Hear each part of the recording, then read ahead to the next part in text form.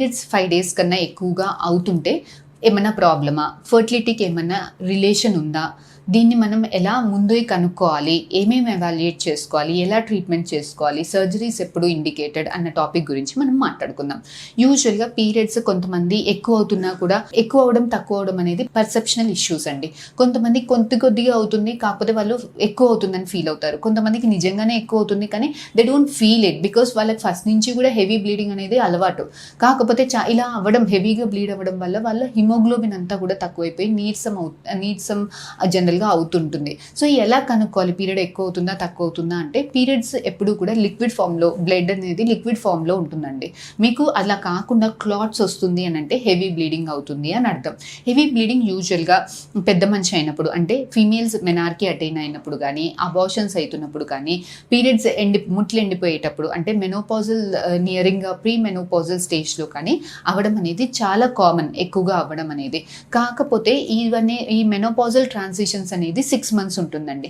6 months కన్నా కూడా మీకు సెట్ అవ్వలేదు, పీరియడ్స్ వచ్చి మెనార్కీ వచ్చి 6 months అయింది, అయినా కూడా హెవీ బ్లీడింగ్, ఇర్రెగ్యులర్ బ్లీడింగ్ అవుతుంది అని అంటే ఒకసారి గైనకాలజిస్ట్ని సంప్రదించి ఫస్ట్ మనం ఏం ఎవాల్యుయేట్ చేసుకోవాలి. ఇలా హెవీ బ్లీడింగ్ అవుతుంది అని అంటే హార్మోనల్ స్టేటస్ ఎలా ఉంది, థైరాయిడ్ కానీ, haemoglobin, sugar, thyroid, prolactin hormonal imbalance ఏమైనా ఉందా లేదా ఫస్ట్ ఎవాల్యుయేట్ చేసుకోవాలి.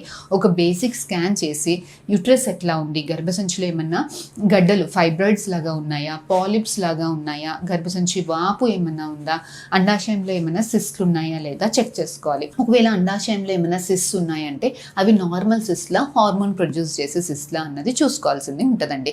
హార్మోన్ ప్రొడ్యూస్ చేసే సిస్ట్లు ఉన్నాయి అని అంటే, సిస్ట్ సైజ్ 5 centimeters కన్నా తక్కువగా ఉంది అంటే ఇలాంటి వాళ్ళల్లో చిన్న మెడిసిన్స్ ఇచ్చి, ఓరల్ కాంట్రసెప్టివ్ పిల్స్ అంటారు, ఇలా సైకిల్ రెగ్యులరైజ్ అవ్వడానికి ఒక 2 months 3 months పిల్స్ ఇచ్చినప్పుడు సైకిల్ అనేది రెగ్యులరైజ్ అయిపోతుంది. హార్మోనల్ ఇంబ్యాలెన్స్ ఏదైనా ఉంటే సెట్ అవుతుంది.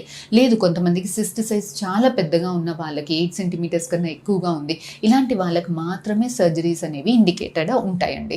సెకండ్ థింగ్, గర్భసంచి ఎలా ఉంది, గర్భసంచిలో గడ్డలు ఏమన్నా ఉన్నాయా, ఈ గడ్డలు ఎక్కడ ఉన్నాయి, బేబీ అతికే చోటకి దగ్గరగా ఉన్నాయా దూరంగా ఉన్నాయా, నెంబర్ ఎలా ఉంది, వీటిని బట్టి సర్జరీ చేసుకోవాలా లేదంటే ఫర్టిలిటీకి తొందరగా ప్లాన్ చేసుకోవాలా అన్న దాని మీద బేస్ అయి ఉంటుంది. అలాగే గర్భసంచి వాపు కూడా యూజువల్గా హెవీ బ్లీడింగ్ అయ్యే వాళ్ళకి ఫ్యూచర్లో ఫర్టిలిటీ ఇష్యూస్ ఏమైనా ఉంటాయా అని అంటే ఫస్ట్ అసలు రీజన్ ఏంటి, ఉత్త హార్మోనల్ ఇంబ్యాలెన్స్ ఉందా అంటే, హార్మోనల్ ఇంబ్యాలెన్స్ ఉంది అంటే కరెక్ట్ చేసుకుంటే సరిపోతుందండి.